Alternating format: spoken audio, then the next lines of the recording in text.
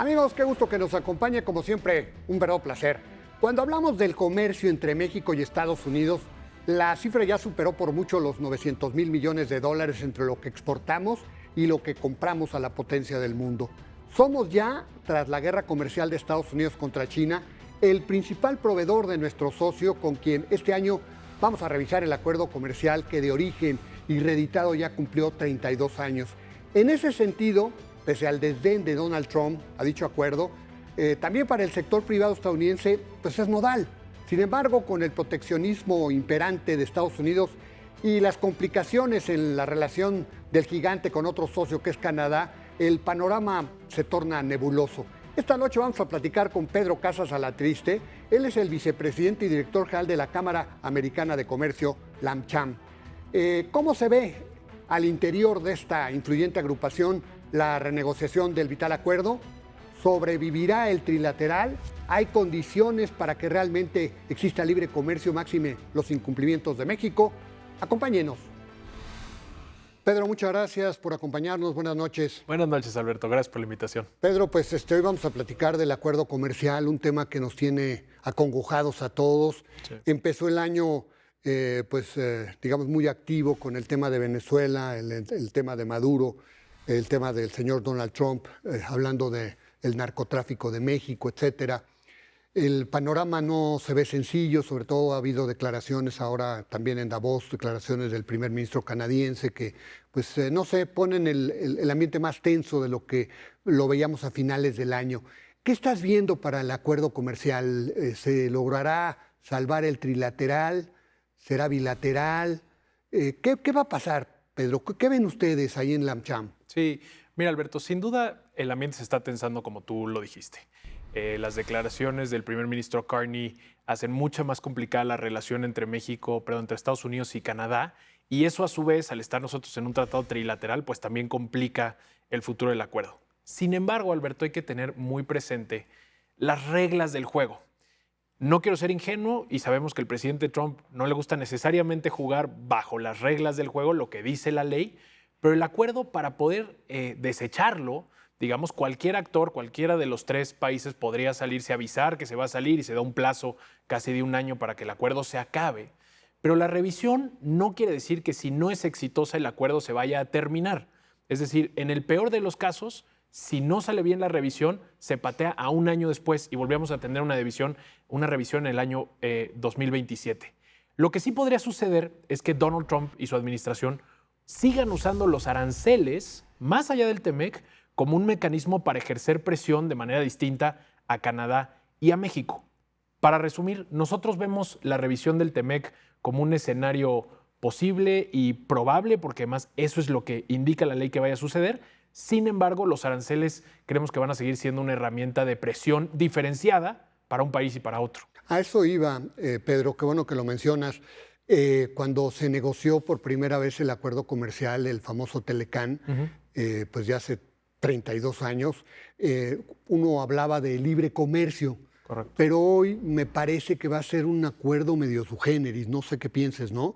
Sí. ¿Por qué? Porque pues, ya no puedes hablar de libre comercio cuando hay proteccionismo y no puedes hablar de libre comercio cuando hay aranceles de por medio. Y yo supongo, no sé cómo lo vean ustedes, Pedro, cómo lo veas tú, supongo que pues al final de cuentas veo bastante improbable que se dejen de manejar los aranceles, por lo que me estás diciendo, ¿no? Correcto. Cuando nosotros vamos a Washington, hace algunos meses estuvimos ahí y platicábamos con el USTR, el representante comercial de Estados Unidos, y nos decía, el concepto del libre comercio aquí en Washington se acabó. Se acabó. Y si alguien lo defiende, no sale de su casa. Y eso ha llevado a, por ejemplo, a Donald Trump tratar de promocionar esto que llaman más comercio justo, en vez de comercio libre o libre comercio, donde él en su idea, a través de la Organización Mundial del Comercio y los organismos internacionales, Estados Unidos, y esto es real, bajó sus aranceles mucho más que el resto del mundo. Y para él es momento de rebalancear esas relaciones comerciales y lo ve a través de los aranceles. Sumado a que además lo usa como una herramienta de negociación. nosotros no podemos negar que muchos de los aranceles que se están imponiendo a México no necesariamente son por un desbalance comercial, como puede ser el caso del acero y el aluminio, donde Estados Unidos es superavitario con México, no hay un déficit comercial en ese sentido, sino que más bien se empiezan a mezclar temas donde se está presionando a México con aranceles para dar resultados, por ejemplo, en seguridad, en fentanilo, en migración. Y eso naturalmente complejiza mucho más la relación porque no vemos un escenario en donde los aranceles se vayan a quitar y tampoco un escenario en donde los aranceles no se usen para presionar en otros temas que no son los comerciales. Por lo tanto, el trabajo, por ejemplo, del secretario Omar García Harfuch y de Marcelo Ebrard, que históricamente el de seguridad con el de economía no necesariamente tenían que estar en constante comunicación, pues ahora sí lo tienen que estar. Ahora, la parte sectorial, supongo que también tenemos que tener muy en cuenta eso, ¿no? Porque hay determinados sectores que le interesan más al señor Bush y a la administración actual en la Casa Blanca. ¿Cuál? Pues mencionabas el tema de la siderurgia, el acero, y está la parte automotriz, que se le interesa mucho, es como un tema emblemático, político para él. ¿Qué estás viendo para esos dos sectores? Pues mira, lamentablemente para el sector automotriz, este es el primer año en décadas que el sector automotriz no crece. No crece. De hecho, cuando nosotros vemos las exportaciones en general de México este año, crecieron arriba del 8%. Si quitamos en las exportaciones manufactureras al sector automotriz, crecieron en 16%, justamente por el peso que tiene el sector automotriz y que este año no creció. Percibimos también en algunos espacios en la frontera que muchos de los productores de autopartes están empezando a buscar pivotear sus negocios hacia otros espacios. Entonces, la mala noticia de todo esto es que este tipo de aranceles no le convienen a nadie, no van realmente a generar un mayor incremento en la producción en Estados Unidos y tampoco en México porque tenemos una plataforma productiva combinada. Estamos coproduciendo en los tres países, principalmente en México y en Estados Unidos, y este tipo de acciones debilitan a la industria en general, no para un país u otro.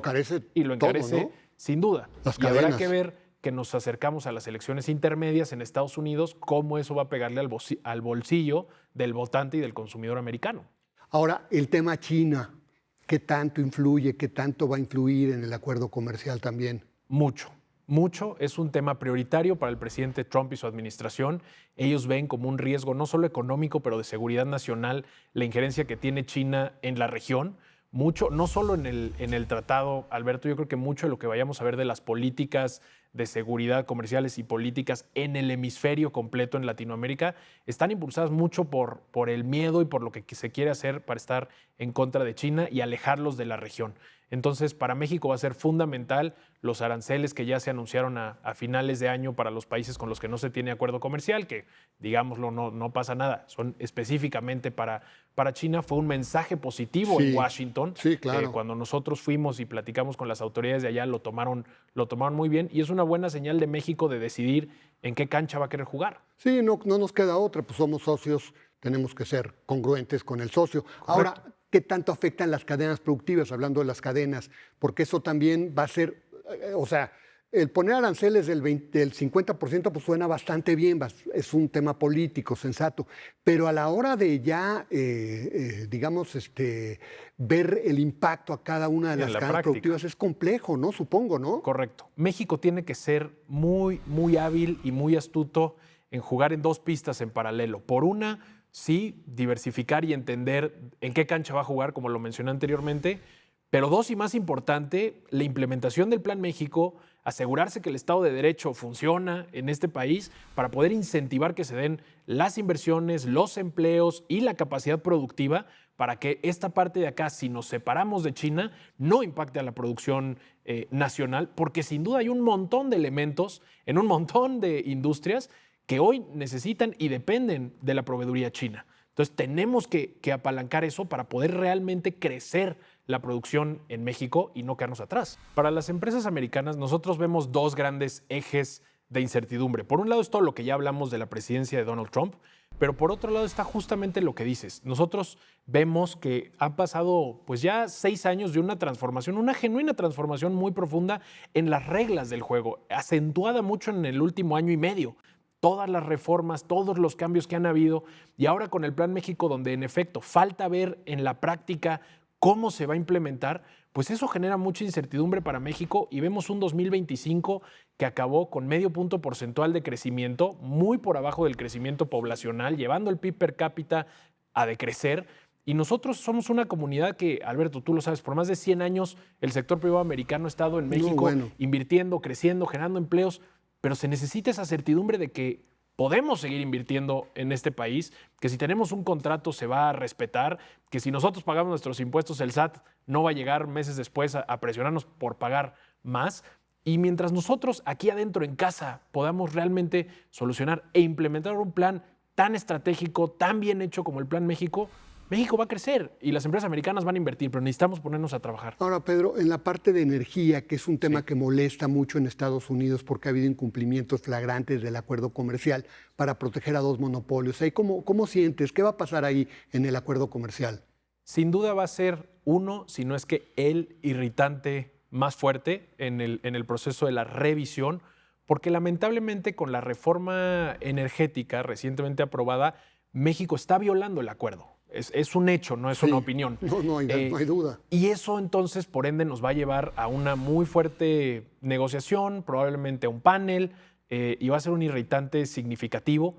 Yo sé que el gobierno americano y el mexicano han decidido pausar, digamos, poner un poco en la congeladora ese tema para seguir avanzando en todos los demás que tú recordarás a finales del año, las listas 54 irritantes de las barreras no arancelarias. El gobierno de México está avanzando en solucionar esos, lo cual nosotros celebramos y vemos muy bien, pero eventualmente en algún momento va a llegar otra vez el tema energético y va a ser un grave problema para la renegociación. Supongo que el señor Trump, conociéndolo, no va a transigir en nada en ese tema. ¿Por qué? Porque además es fundamental para las empresas, Pedro. Sí. O sea, ¿cómo puedes crecer y cómo puedes sustituir importaciones y cómo puedes generar lo que se requiere si no hay energía suficiente, ¿no? Correcto. Y el gobierno de México lo entiende.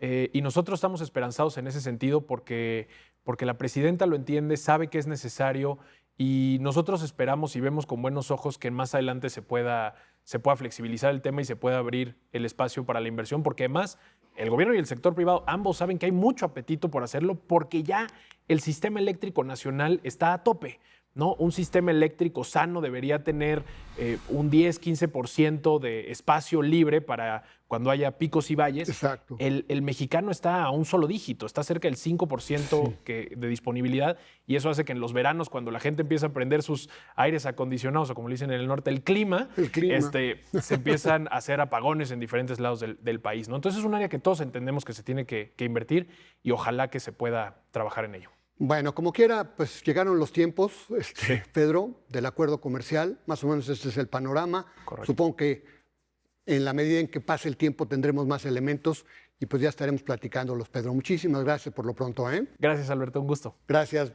Buenas noches, Pedro. Buenas noches. A diferencia de la renovación de lo que hoy conocemos como el TEMEC, el entorno con Donald Trump es hoy muy distinto. Sigue vigente una lucha comercial orientada a que Estados Unidos recobre el protagonismo con el que lideró el mundo en los 80s.